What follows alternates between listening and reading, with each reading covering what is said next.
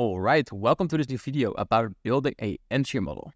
Going to dive right in, and an entry model is basically stacking multiple confluences on top of each other in your time frame of choice. And it's important before you go to apply stuff that you know what does the words mean. And a confluence means a coming or flowing together, meeting or gathering at one point. So a confluence is basically a point where things come together. And the confluence of choice you have while building your entry model, those are already discussed in the previous episodes of this 2024 mentorship. A confluence can be a kill zone, a grab on liquidity, a fair value gap, an order block, OTE, premium discount, breaker, balanced price range, SMT, you name them. And the rule of thumb here is the more confluences you can stack on top of each other inside a trade idea, the higher probability the trade's going to be. And try to aim for at least 3 or more. So for example, you're inside the kill zone, you see liquidity grab and you can enter on a fair value gap. Or you have a kill zone, you have a liquidity grab and you can enter on an order block. And the second half of the entry model is your time frame. If you are a day trader, like most of you on this channel, you should enter on the 1 minute to 5 minute. If you're a position trader, you can enter on the 50 minute or the 1 hour. And if you're a swing trader, try to aim to the 4 hour daily or the weekly. With this framework, we can build our own models. And this first example, it's a school model, one I shared in the school group. If you go look at, for example, the long side, we have a few criteria. One is a higher time frame liquidity grab, and a higher time frame is daily, weekly, or monthly. Then you need to see a market structure shift with a fair value gap. So that means there needs to be displacement as well. There needs to be an entry in the value gap that is in a discount of that range. And the target will be the first premium value gap you encounter. So how would it look like? If price dropping lower, lower, lower. On a higher time frame of liquidity grab, for example, this is a daily low. Then you see a market structure shift, breaking the structure, leaving a fair value gap, and then swing low to swing high inside the discount of the range, targeting towards the premium fair value gap. How the entry could look like, so you enter at 50%, and you target premium fair value gap. If you want to target 1 to 3, or below here, the swing low here, it's 1 to 9, but if you go to just a 1 to 3, then vice versa on the short side, we have a liquidity grab on the upside, so a daily high, market structure shift, leaving a value gap, entry inside the premium of the range, swing low to swing high. The top half is the premium of the range, and then target the discount fair value gap, the first discount fair value gap. And that would look like something like this. You can target it on the top of the fair value gap or above the high. It depends on your own risk to reward. That's up to trader discretion. The key while building your own entry model is looking at the chart, going back to your own trades, and focusing on what did you see in the chart? What do you see coming back very often? And base your model around that. So for example, when we have a red folder coming up in a New York session, this is a model I like to anticipate. I call it a red folder model. And the model is, first of all, you have the higher time frame liquidity grab. So daily, weekly, or monthly low being taken. Then you have your market structure shift, leaving for value gap. And then you see some consolidation. And during the red folder, you see price trading into that fair value gap that was still left open before going to the target. Same for shorts, liquidity grab, take out the high, displacement lower, market structure shift, leaving for value gap, and until the red folder, there is no movement into that fair value gap, and during the red folder you see a move into the fair value gap and then going lower. And of course you can give different variations to these models. So for example, in the red folder model, instead of you looking at premium or discount, maybe you like to look at OTE, optimal trade entry. So instead of looking for a discount, you just look for optimal trade entry and take the entry from there.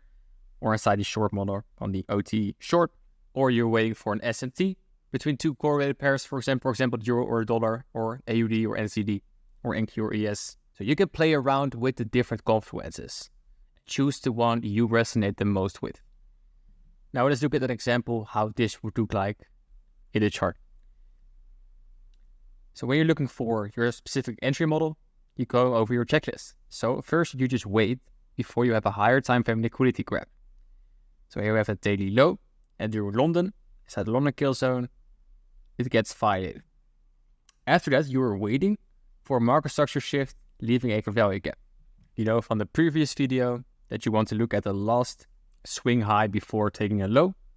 That's your point of interest, and it got taken out. So here you have your market structure shift. Also, you have your fair value gap. You have your second check, market structure shift, leaving a fair value gap, right here. Then the entry in a fair value gap that is in discount.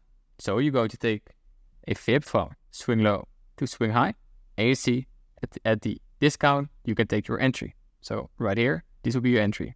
Stop loss below the swing low, target, you can do your first premium fair value gap. Also, you have clear buy-side liquidity pool resting here. Consolidation with equal highs, so this is buy-side liquidity. Target that for a 1 to 3. If you are targeting a 1 to 2, you want to be more safe, you can also put your stop right here. And this is how your entry could look like. But now let's play around a bit, because you can play around with the confluences you want to stack, the things you want to see in the chart. So for example here, you have a fair value gap. It gets disrespected, so that it becomes an inversion fair value gap right here. And if you want to see inversion fair value gaps, you can also say like, I want to target from an inversion fair value gap. Target is the same. In this example, you have a worse RR with the inversion value gap. To stay this point, you can play around with what you want to see. You can also use an order block to enter. So right here. So the possibilities are endless. I think you would have missed the trade by just a few points. As you have saw in the order block video, you can target the wick if you have big wicks. So the possibilities are endless, and you just need to find out for yourself, what do I like to see in the charts, and then stick to that. Let's take a look at another example. Right here, you see the model you're looking for, the school model. So you need to wait for a higher time frame liquidity grab. You need to wait for market structure shift, leaving a fair value gap. You want to see an entry in a fair value gap, and you want to target a 1 hour premium fair value gap. Let's take a look what we see right here. We trade downwards, and what do? We take out previous day low, so this is a higher time frame liquidity grab. And now we're waiting for a market structure shift, leaving a fair value gap. Nothing here, nothing yet. And what do we see right here? This looks like a market structure shift, leaving a fair value gap. And where's the market structure shift? The market structure shift is at the swing high that printed the last low. So this swing high. So now we have 2 of 3 entry criteria already met. And now we want entry in a fair value gap that's in discount. So we do swing low to swing high. Where is discount? It's right here. Now we also have is an order block. Here's a fair value gap. Here's another gap. So let's see which one we take.